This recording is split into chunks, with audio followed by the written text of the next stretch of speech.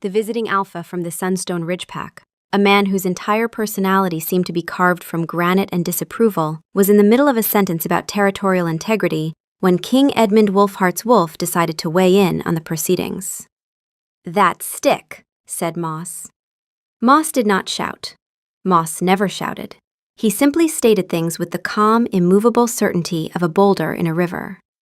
"That stick is good. He does not need it. We do." Edmund's grip on his own composure tightened. Outwardly, he was the picture of a king. Broad shoulders, a jaw that looked like it was on loan from a mountain, eyes the color of a storm-tossed sea. He projected an aura of unshakable authority that had cowed warlords and soothed panicked markets. Internally, his wolf was calmly and methodically explaining why the Sunstone Alpha's ceremonial staff would be better utilized as a chew toy. "It is wood. We like wood. This is simple."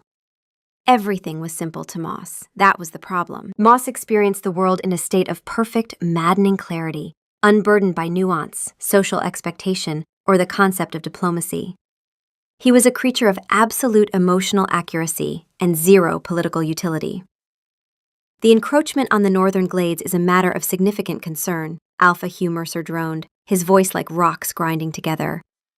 "He is talking about trees," Moss observed.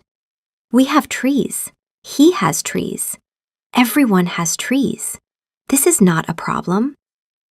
Edmund subtly angled his body, a desperate attempt to put more physical space between himself and his mate Penny. It was a futile gesture. Since she'd arrived at Wolfhart Keep 6 months ago, Edmund's life had devolved into a constant, high-stakes battle between his royal duties and his wolf's devastating habit of being right about everything in the most unhelpful way possible. "She is over there," Moss noted. "She smells like oatmeal and something good. Go to her." "I'm in a meeting," Edmund thought. "The meeting is bad. She is good." This is not complicated.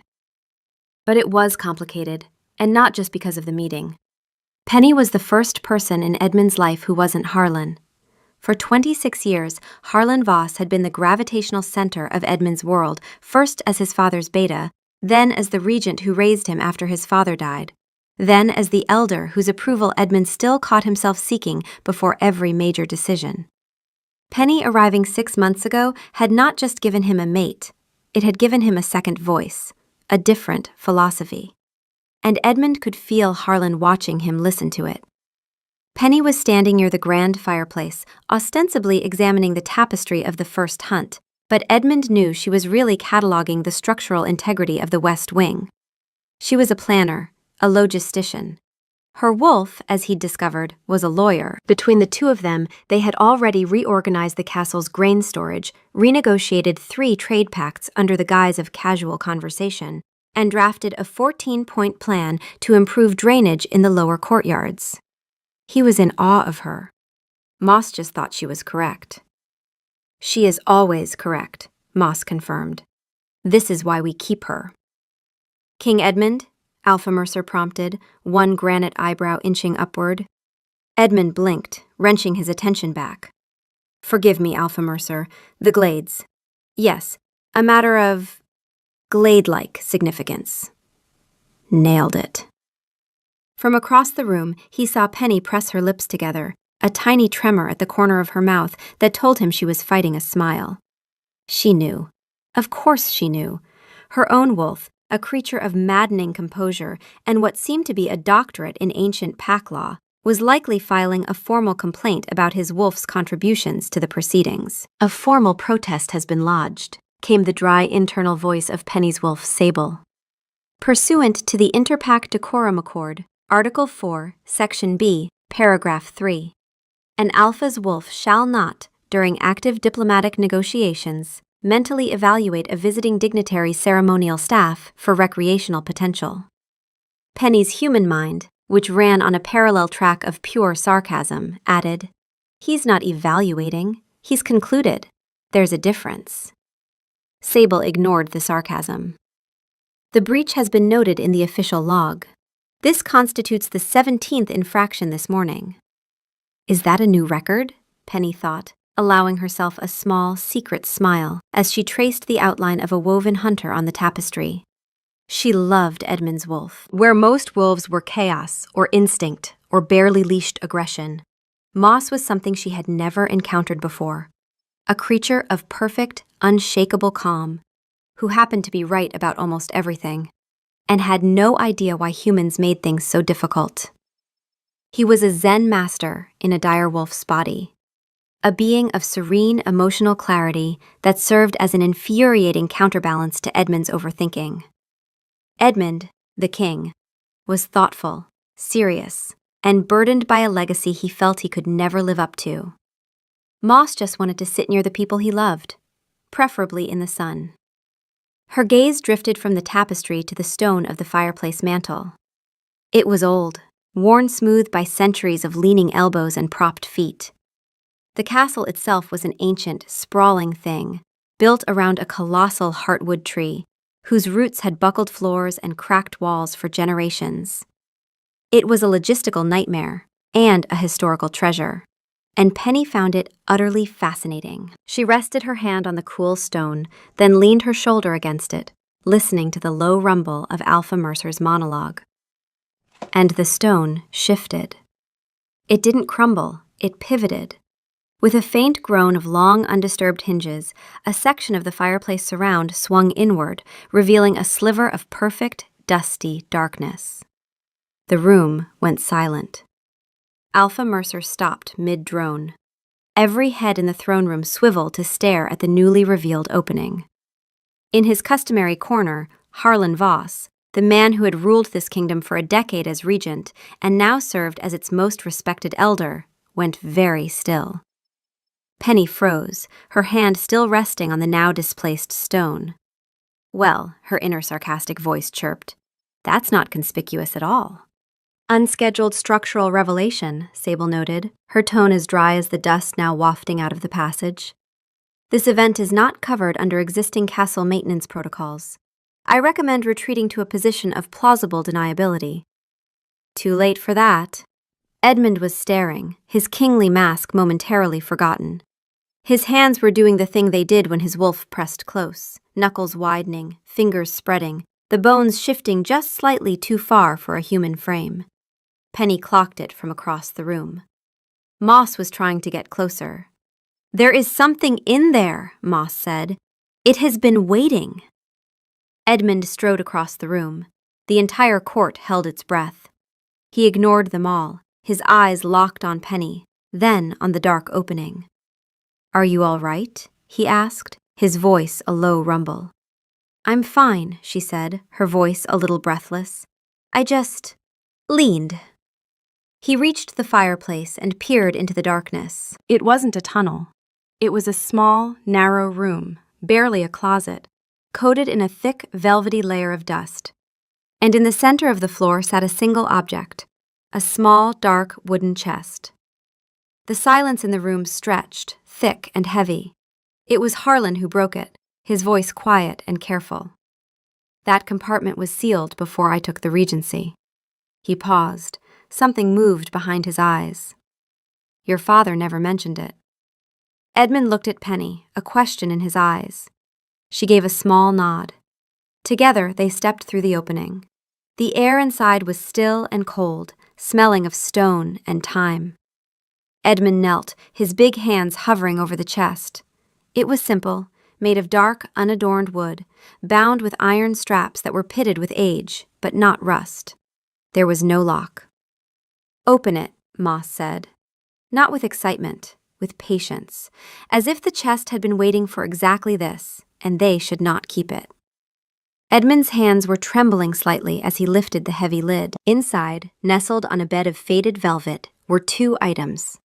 A small, crudely carved wooden wolf, its angles all wrong, its ears lopsided, and a thick, sealed envelope.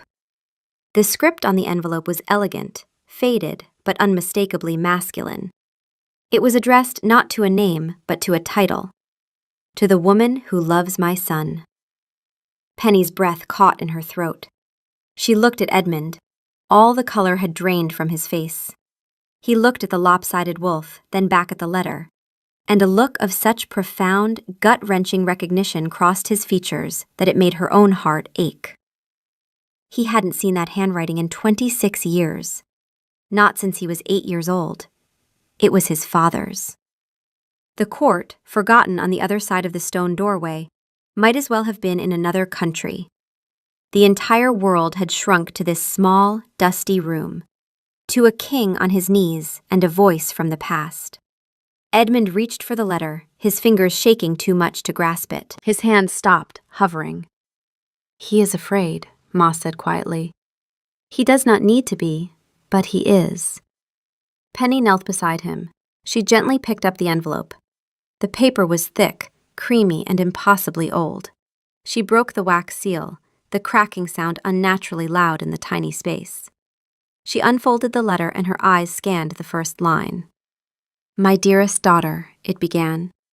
She looked at Edmund, this strong, beautiful man who carried the weight of a kingdom on his shoulders, his face now a mask of stunned, boyish grief. She took his hand. It was ice cold. "Let's go somewhere quiet," she whispered. He just nodded.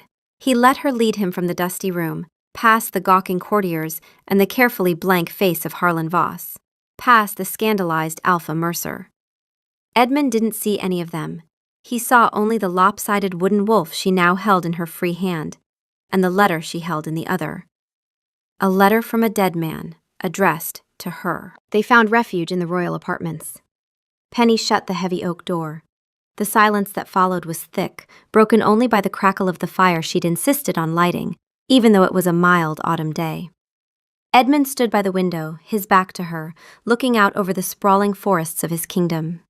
He was so still he could have been carved from the same stone as the castle. "He is sad," Moss said. Not the usual calm observation, something softer. "The father smell. It is old. It hurts, but it is his." But Edmund couldn't move. He felt frozen in time, an 8-year-old boy again, standing in the great hall, Harlan's hand on his shoulder, being told that his father, King Aemon, was not coming home from Silver Creek. The world had tilted on its axis that day and had never quite righted itself. Harlan had knelt down, his face a mask of something the boy didn't have words for yet, and said, "I will take care of you, I promise." And he had, for 10 years, until Edmund took the crown at 18. Harlan had been father, regent, teacher, and the wall between Edmund and a world that wanted to eat young kings alive. And now, this. A voice from the grave. A letter addressed to a woman his father had never met, but had trusted his son to find. Penny watched him for a long moment. "The subject is experiencing a significant emotional event tied to historical trauma," Sable stated. "Standard protocols of comfort are indicated. However, the variable of the letter introduces a unique catalyst. The optimal course of action is unclear." "Thanks, Sable. Super helpful," Penny thought. "Let's try a non-protocol approach." She picked up the lopsided wooden wolf from the table. It was rough to the touch, the knife marks still visible. One ear was noticeably higher than the other, and the snout was too long. She crossed the room and stood beside him. She didn't speak, just held the wolf out to him on her open palm. He looked down at it, his throat working. "I remember this," he whispered. "I was 6. He was trying to teach himself to whittle. He said he wanted to make me a whole forest of animals." He traced the clumsy lines of the carving. This was his first one. He was so proud of it. "My mother laughed so hard she cried. She said it looked more like a badger with a glandular problem." A watery smile, a ghost of a memory. "He kept it on his desk. Always." "He wanted you to have it," Penny said softly, closing his fingers around the small wooden figure. He clutched it like a drowning man clutching driftwood. He turned from the window, his eyes swimming. "The letter," he said, his voice cracking. "I can't." "You don't have to. We can read it another time. Or never." He shook his head. "No, he wrote it for you. Please, I need to hear it." She settled into the armchair, the one he always sat in, and unfolded the heavy paper. The firelight danced on the elegant, faded script. Edmund sank to the floor at her feet, resting his head against the arm of the chair, staring into the flames. He was still clutching the wooden wolf. Penny took a deep breath and began to read. My dearest daughter, if you are reading this, then two things have happened which bring me more joy than I can express. First, my son has found you. And second, you have found this, which means you are as curious and prone to leaning on things as your new mother-in-law was. I loved that about her. A small, choked sound escaped Edmund's throat. Penny paused, but he shook his head. Continue. I am writing this in the spring, in the year of the great frost. Edmund is 6 years old. He is currently in the next room, attempting to teach his wolf pup, a ball of fluff named Patch, the finer points of diplomatic treaty. He has given the pup a tiny scroll and is explaining, with grave seriousness, the importance of respecting territorial boundaries. The pup has just eaten the scroll. Edmund let out a sound that was half laugh, half sob. He remembered Patch. He remembered that scroll. I have a secret, and it is a sad one. The pack healers, in their gentle way, have told me that my heart is not as strong as a king's heart should be. They speak of seasons, not years. I will not see my son grow into a man. I will not see him take the throne. And I will not have the honor of meeting you, the woman he chooses to share his life with. It is the greatest sorrow of my life. So, I am cheating. I am writing to you now, across the years, to tell you a few things about the man I hope he will become, and the boy he is now. She paused to swallow the lump in her throat. First, the practical things. He is stubborn, he hates mornings, and he'll pretend he doesn't need you. Ignore all three. The stubbornness is just loyalty that hasn't found its target yet. The morning hating is a genetic trait from his mother's side and is best treated with fresh bread and the threat of cold water. And the pretending not to need you, that will be his greatest defense and his deepest lie. He has been raised to be a king, to be a pillar, to be strong for everyone. He will not know how to be strong for himself. He will think needing someone is a weakness. Please, be patient enough to prove him wrong. Edmund's shoulders were shaking. Penny rested her free hand on his head, her fingers tangling in his dark hair. He will carry the weight of my crown, and he will think it is his duty to carry it alone. He will build walls around his heart to protect it, and he will call it duty. He will try to be hard, because the world tells alphas, and especially alpha kings, that they must be hard to survive. He will be told that sentiment is for poets, that mercy is a risk, that kindness is a luxury. Do not believe them. And more importantly, do not let him believe them. The fire crackled, spitting sparks. Outside the window, the sun was beginning to set. I need you to know who he was, before the world got its hands on him. When he was 5, a bird fell from its nest in the courtyard. Its wing was broken. Edmund found it. He sat with it for 3 days, guarding it from cats, trying to feed it crushed berries with a leaf. He cried when it died. He buried it with full royal honors, including a proclamation of mourning. He was the gentlest boy I ever knew, and the world will try to make him hard. Don't let it. Remind him that the boy who cried over a bird with a broken wing is the real king. The rest is armor. Silence. The kind that has weight. Penny turned the page. There was more. One last thing, and this is perhaps the most important. There is a man in my son's life named Harlan. By the time you read this, Harlan will have raised my boy. He will have held the kingdom together. He will have done everything I cannot do, and he will have done it out of love so fierce it will have become something harder than he intended. He will seem like your enemy. He will fight you on everything. He is not your enemy. He is the man who loves my son almost as much as you will, and he is terrified not of you, but of losing Edmund the way he is about to lose me. Be kind to him. He will not make it easy, but he has earned it. Penny stopped reading. Her hands were shaking. Edmund had gone very still. He wasn't looking at her.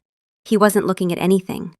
He was somewhere 26 years in the past, in a room with a man who had just promised to take care of him, and a father who had known, even then, what it would cost. He knew, Edmund whispered. He knew Harlan would raise me. He knew what it would do to him. Penny couldn't speak. She couldn't see the words through her own tears. There was a postscript at the bottom. P.S. In the chest you will also find a small wooden wolf. It is my first attempt at whittling. It is lopsided and rough, and your mother-in-law thinks it is an abomination. She is probably right. But I made it for him.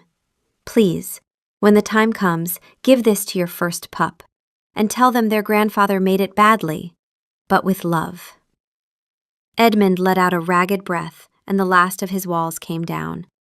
He buried his face in Penny's lap, his broad back heaving with 26 years of grief for the father he barely remembered, for the childhood he'd lost, for the man who had stepped into the gap and been broken by the weight of it. She is holding you, Moss said, very quietly.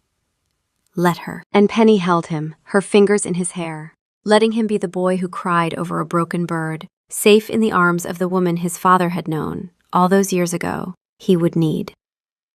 She felt it before she saw it, a shudder that was more than grief, deeper, involuntary. His shoulders widened. The texture of his hair changed under her fingers. He shifted, not a decision. The grief pulled it out of him like a tide pulling sand.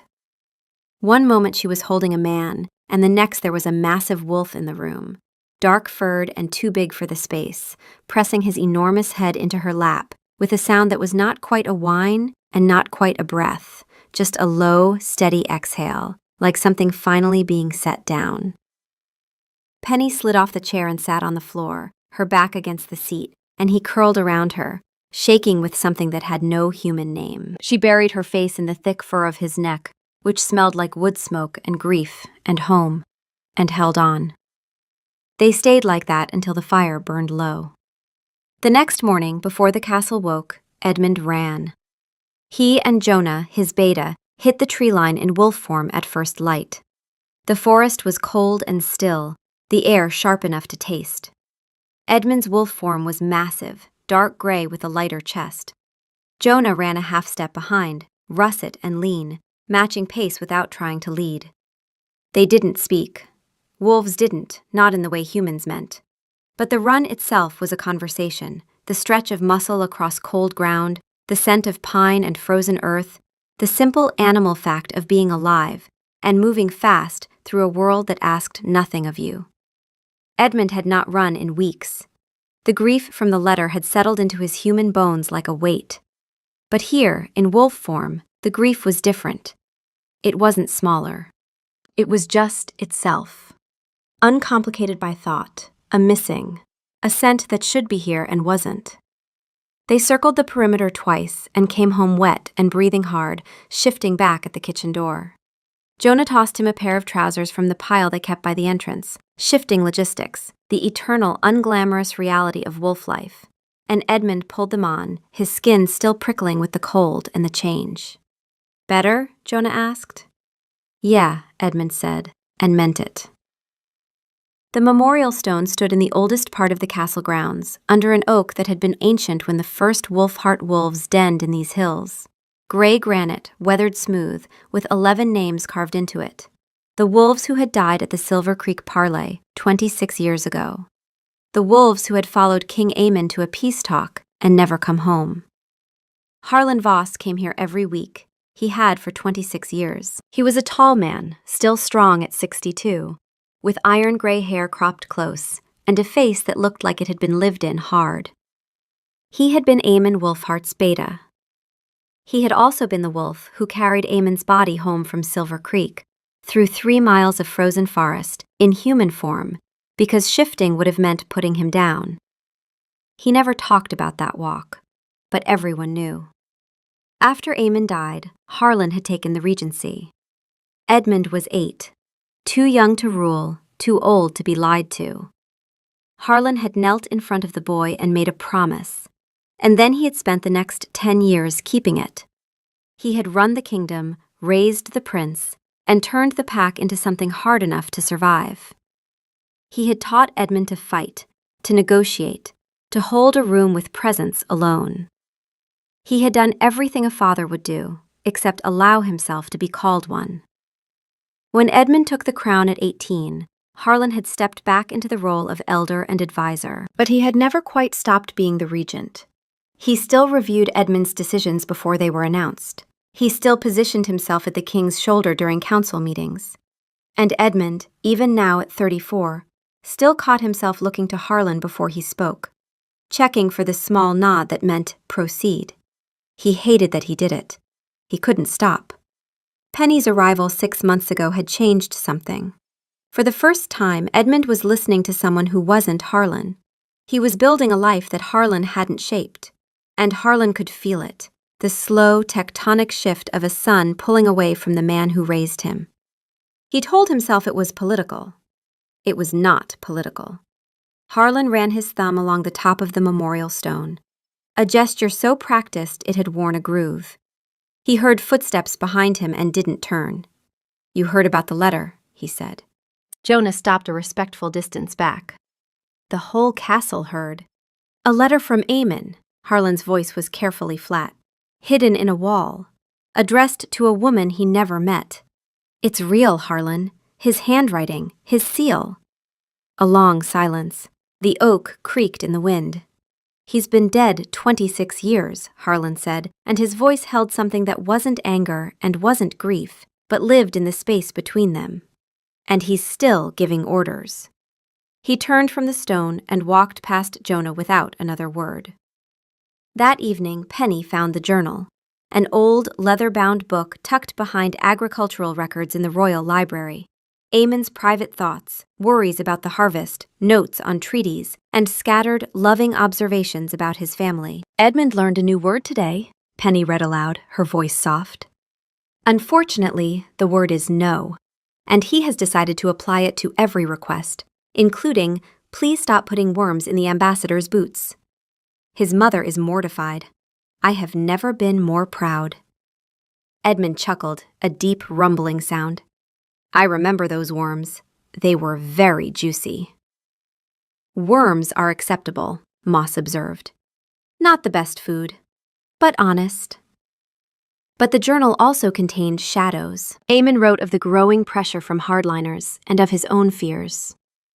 "My heart is failing," one entry read, written in a shakier hand than the rest. "The healers think I have 2 years, perhaps less. Harlan does not know yet. I cannot find the words. He will want to fix it, and there is nothing to fix." A later entry. "I have told Harlan. He took it as I feared he would, not with grief, but with strategy. He has begun preparing for the regency as if it is a military campaign. He will be magnificent at it. He will also be destroyed by it. I know this, and I am asking him to do it anyway, because there is no one else I trust with my son." Edmund sat very still. He knew what he was asking Harlan to do, Penny said quietly. He knew it would break him. "Harlan is not broken," Moss said. "He is bent. There is a difference." Harlan's challenge came at the next full council meeting. He didn't invoke the right of the consort's query to humiliate Penny. He invoked it to test her. The difference lived in the careful, almost gentle way he stood and addressed the chamber. "I mean no disrespect to the Queen," he said, and he seemed to mean it.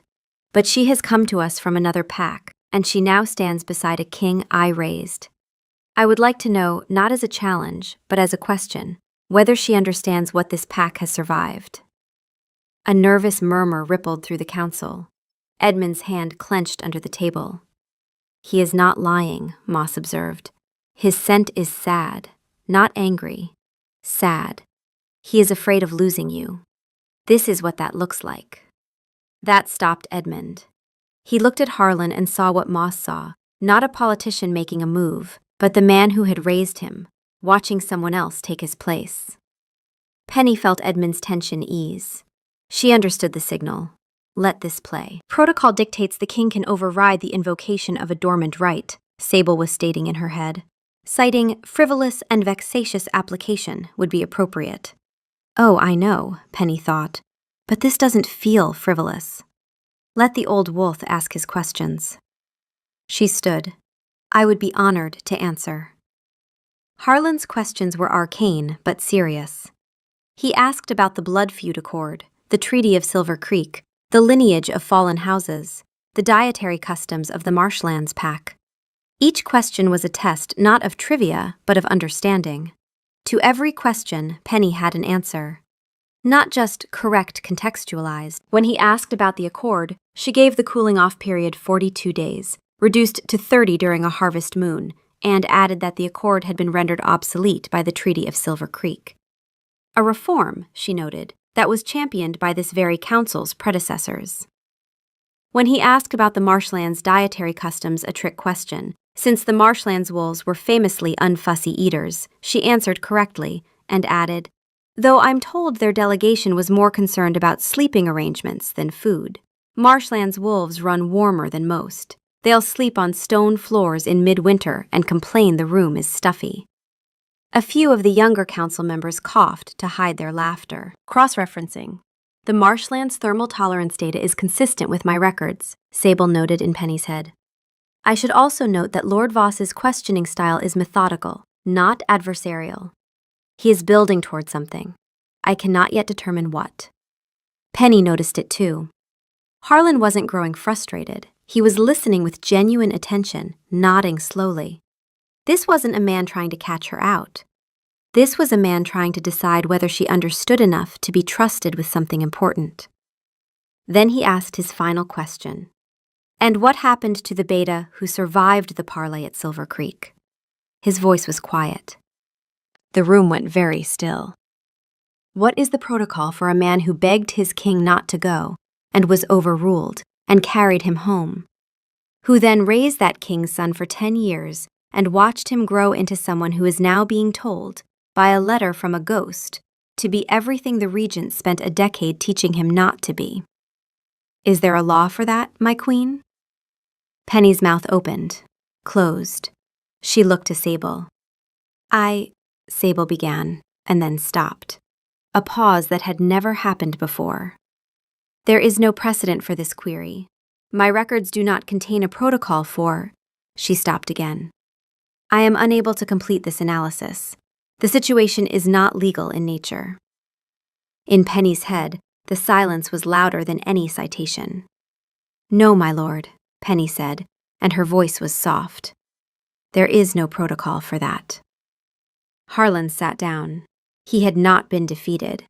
He had shown them the wound underneath his opposition, and no amount of legal brilliance could answer it. The room was quiet for a long time. Edmund watched Harlan sit and felt something crack in his chest that he didn't know how to fix. Because Harlan wasn't wrong. He had raised Edmund. He had built the pack's strength with his bare hands for a decade, and now a letter from the man who had asked him to do it was telling Edmund to be the opposite. Harlan is afraid, Moss said. Penny is right. You love both. Why is this hard? Because it is, Edmund thought. Yes, Moss agreed, for once without a follow-up.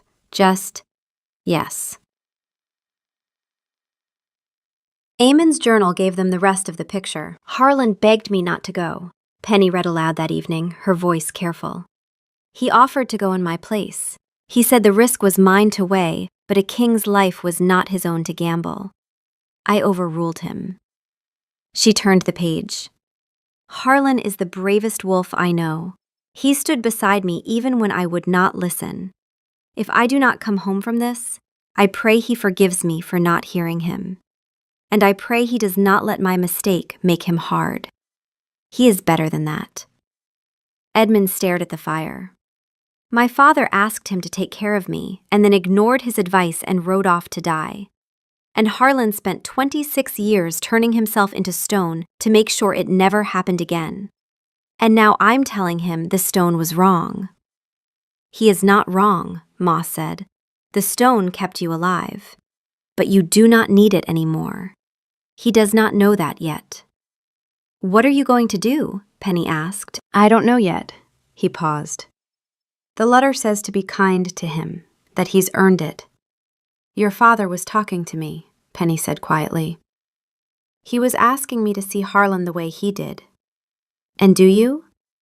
She thought about the man at the memorial stone, the careful questions, the wound underneath them. I'm starting to. The rogue wolves came with the winter snows, desperate, starving, raiding the outlying farms. The smaller allied packs screamed for blood. The council convened in an uproar.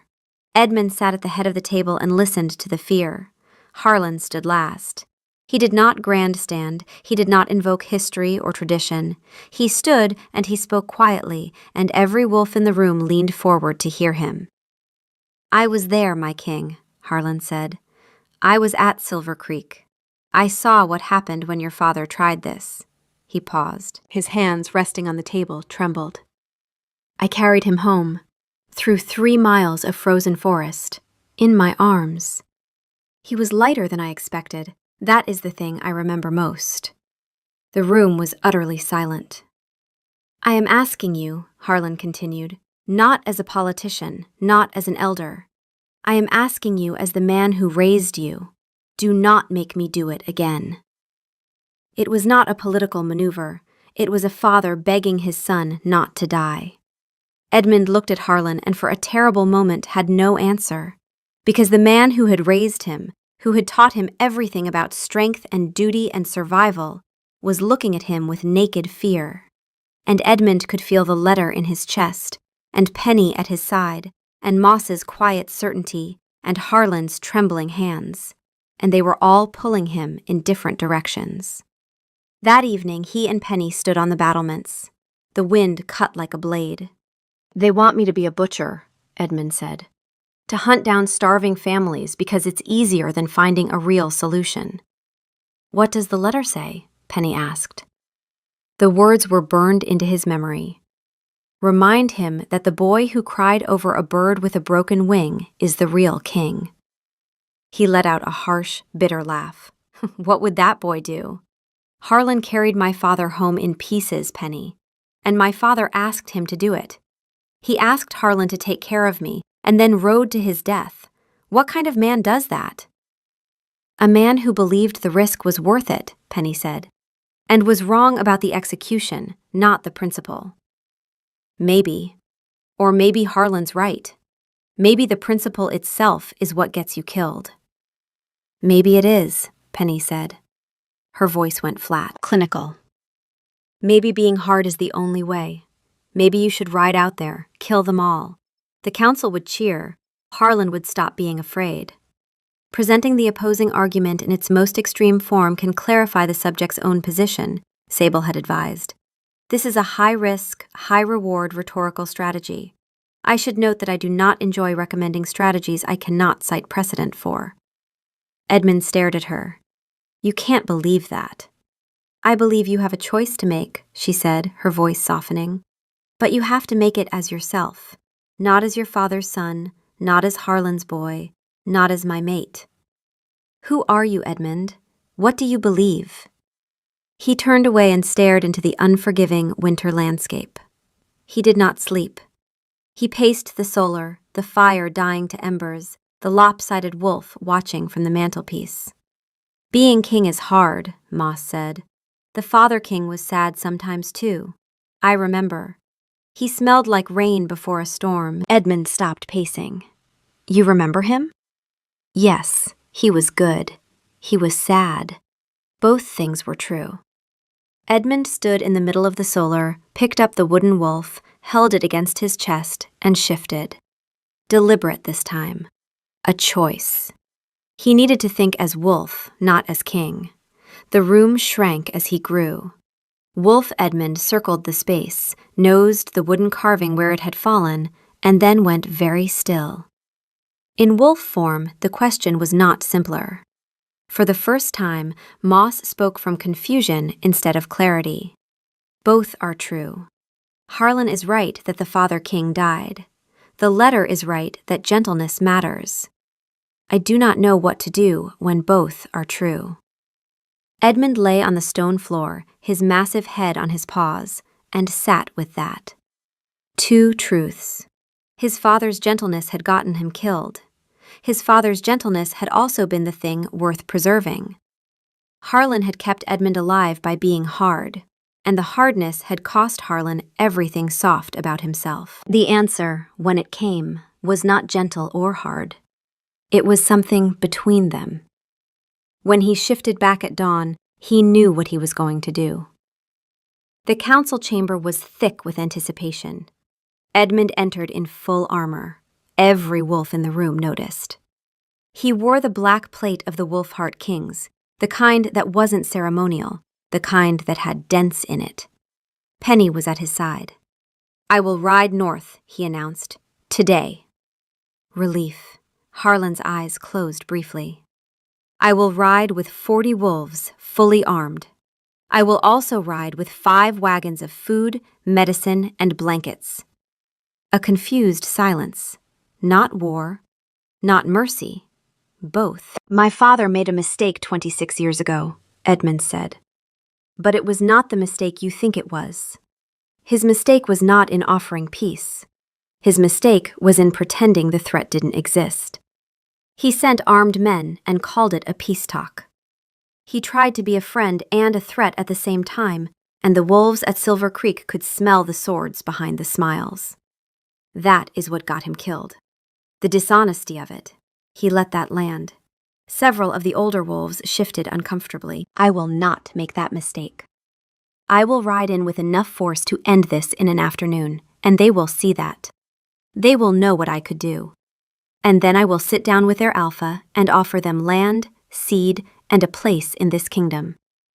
Not because I am too soft to fight, because I am strong enough to choose not to." He looked directly at Harlan. "I am not my father, Harlan. I learned from what happened to him. But I will not let his death make me into someone he wouldn't recognize." He paused. "I learned that from you, too. You taught me to be strong enough to have a choice. I am choosing." Something moved in Harlan's face. "I need you to ride with me," Edmund said. "As my beta. You will run the security, position the guard, plan every contingency for this going wrong. That is your job, and no one alive is better at it. My job is to make sure you don't need to use any of it." Harlan stared at him. The expression on his face was one Edmund had never seen before. Not agreement, not opposition, but the terrified, tentative look of a man being offered something he had not allowed himself to want in 26 years. A king who actually listened, who took the fear seriously, who had learned from his father's death instead of romanticizing it. "And if it goes wrong," Harlan said, rough, "then you will be standing right next to me with 40 armed wolves at your back.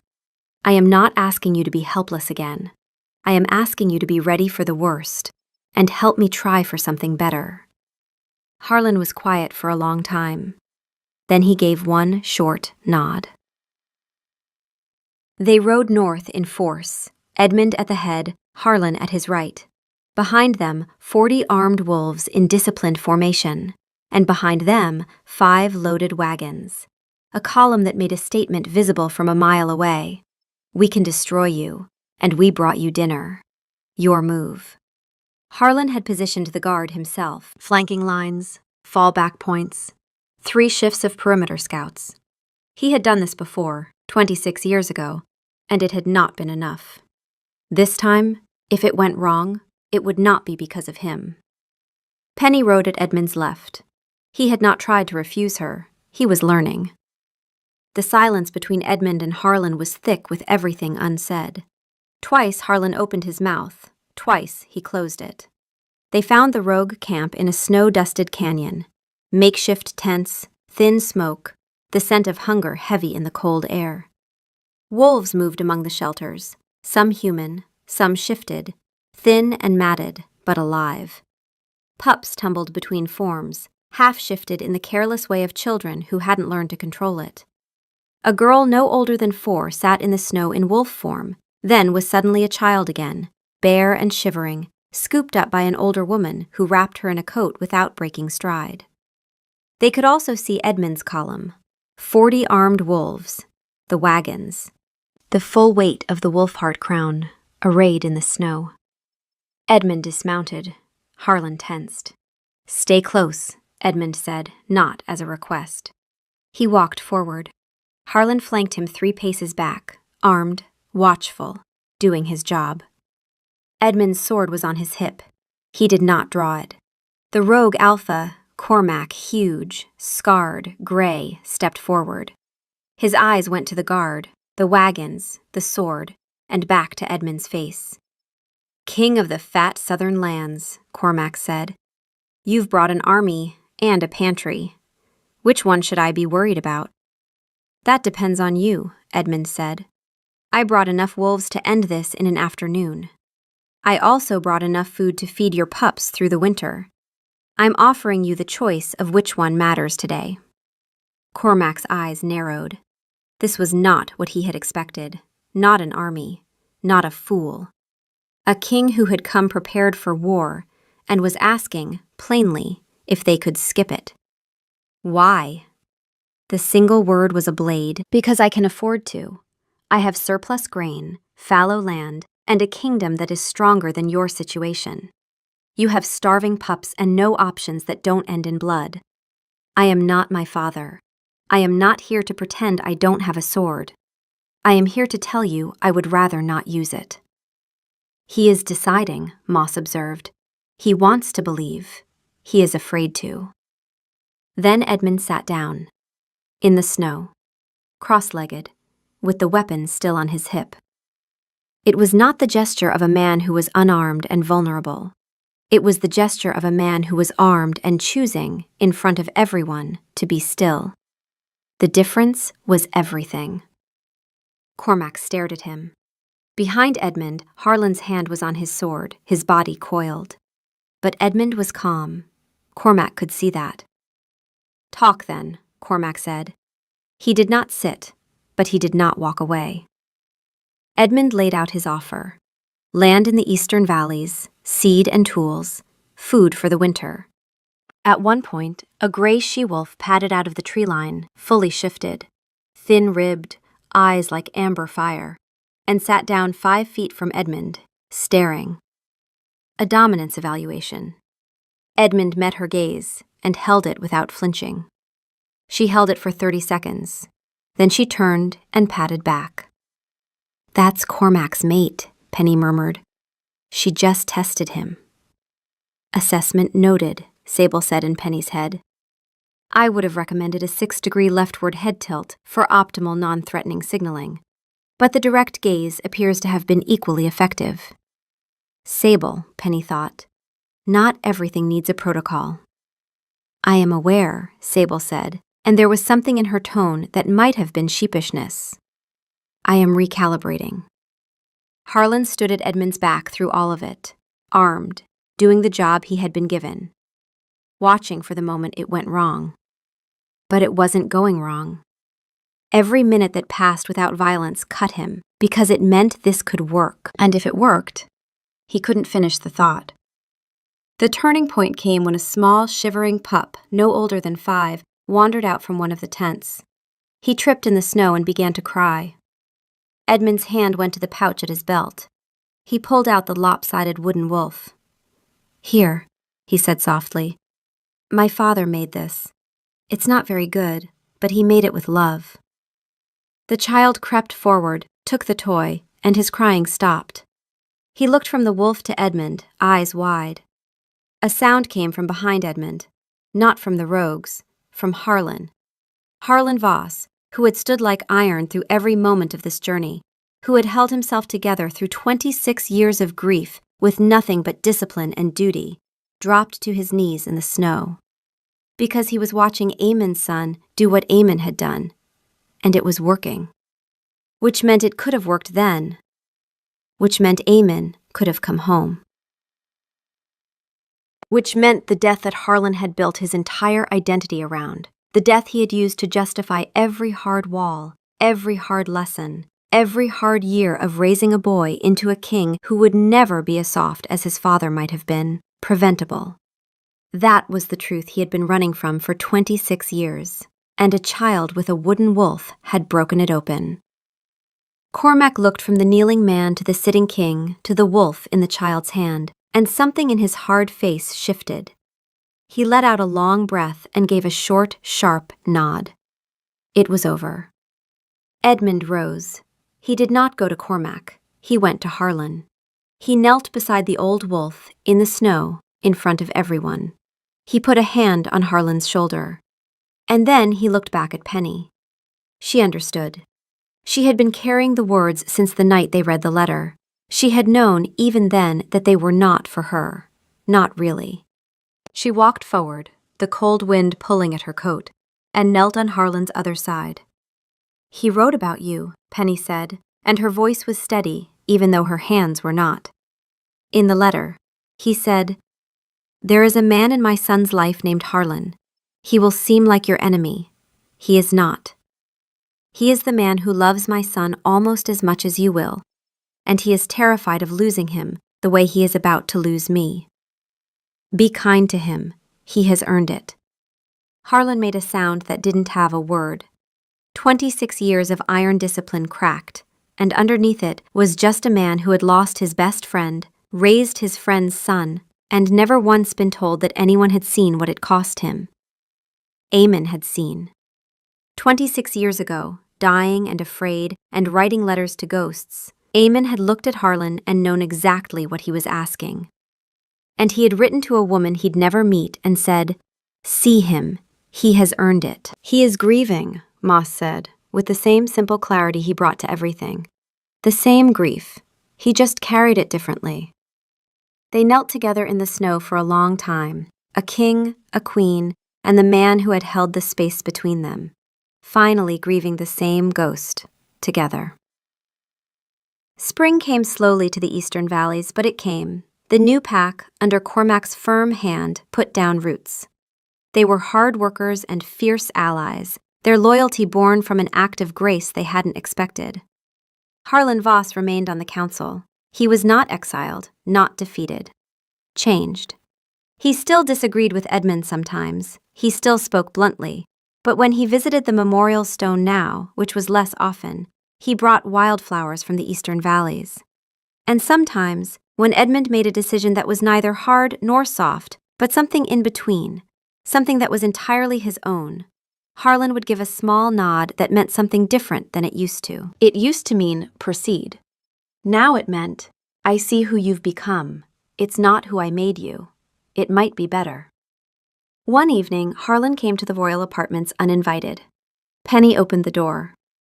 "I owe you an apology," Harlan said. He did not come in. He stood in the doorway, his iron gray hair catching the lamplight, looking like a man who had rehearsed this and was still finding it difficult. Not for the questions. I needed to ask those. But for the assumption underneath them. I assumed you were replacing me. You were not. No, Penny said. I was not. He needs both of us, Harlan said. I think I understand that now. Your father-in-law understood it 26 years ago, Penny said gently. Harlan's mouth twitched. It was not quite a smile, but it was the closest thing to one she had ever seen on his face. He nodded once and left. That interaction is not covered by any existing protocol, Sable observed in Penny's head. I am filing it under unprecedented. I think that's the right category, Penny thought. Queen Penny gave birth to a daughter in the late spring. They named her May, after Edmund's mother, because Penny said the tribute should go to the woman who had laughed until she cried at a lopsided wolf. She is small, Moss observed, when Edmund held her for the first time. She is good. We will keep her. That's the plan, Edmund thought, his eyes blurring. Good, Moss paused. She has your nose. This is unfortunate, but not her fault. I should note, Sable said quietly in Penny's head, that this letter falls outside all existing correspondence protocols. There is no precedent for writing to the deceased, no filing system, no expected response. I know, Penny thought. I would like to help you file them anyway, Sable said, if you will permit it. Chronologically, I think, by season. Penny's eyes stung. Thank you, Sable. One evening, a few months after May's birth, Edmund came into their chambers to find Penny at her desk, writing. What are you writing? He asked, wrapping his arms around her, resting his chin on her shoulder. She leaned back into him. A letter? He looked down at the paper. The salutation made his breath catch. My dearest father, it began. I felt like he should know, she said softly, that his son is happy, that his kingdom is safe, that Harlan brought wildflowers to the stone last week. Edmund's heart felt too big for his chest. He watched her write, telling Eamon about the gentle, strong king his son had become. She told him about Harlan, about the journey north, about the pup with the wooden wolf. She told him how Edmund still hated mornings. He's still gentle, she wrote. I didn't let them change him. Harlan didn't either, though he tried. You were right about the mornings, though. She folded the letter and placed it in the wooden chest next to the original. It was the first of many. Every year, Penny wrote another. She told Eamon about May's first steps, about her first partial shift, which resulted in a very fluffy tail and a deep-seated suspicion of broccoli. She told him about Harlan teaching May to whittle, badly, the two of them producing lopsided animals together in companionable silence. She was building a bridge of words, connecting a son to his father across the silence of death. Years passed. The kingdom prospered. Edmund's hair showed silver at the temples. Laugh lines crinkled around his eyes. One night, unable to sleep, he wandered into the solar. May, 7 and bright as a new coin, had left toys everywhere. He saw the wooden chest on its low shelf and, on impulse, lifted the lid. Inside, beside his father's letter, was a thick stack of papers in Penny's hand, tied with a simple blue ribbon. He sat on the floor in the moonlight and read every one. He read the story of his own life, told through his wife's eyes to the father he barely remembered. He read about his triumphs and his doubts. He saw himself not as he feared he was, but as she saw him. A good man trying his best. He read about May's birth. She has your father's smile, I think, Penny had written, and your stubborn refusal to wear socks. I see so much of both of you in her. He read through his own tears, laughing at her observations about Moss's opinions on furniture and Sable's attempts to file seasonal emotions under legal precedent. He reached the last letter, a recent one, a postscript at the bottom.